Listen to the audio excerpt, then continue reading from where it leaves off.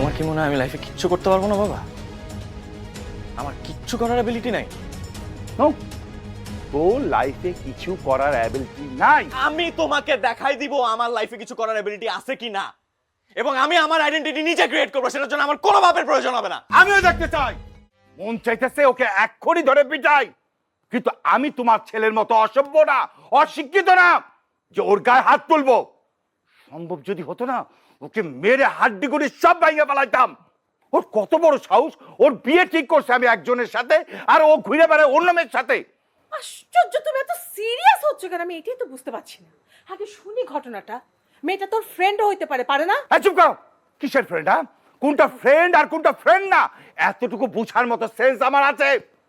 কে দাঁড়িয়ে আসিস কেন? বল মেয়েটাকে, বল। জিয়াল, মেয়েটা কে? চুপ করে আছিস কেন? বল। বুশরা। বুশরা তো জানলাম, কিন্তু বুশরার সাথে তোর সম্পর্কটা কি, এটা একটু ক্লিয়ার কর আমাদেরকে।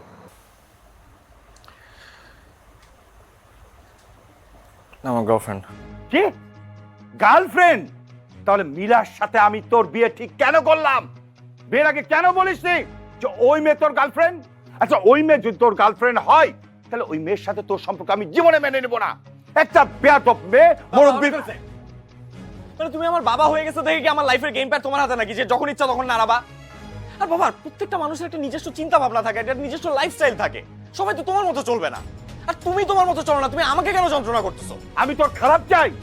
আমি যা বলি তোর ভালোর জন্যই বলি। এতে তো আমার কোনো ভালো হচ্ছে না বাবা। মানে তুমি আমাকে একটু বোঝার চেষ্টা করো না।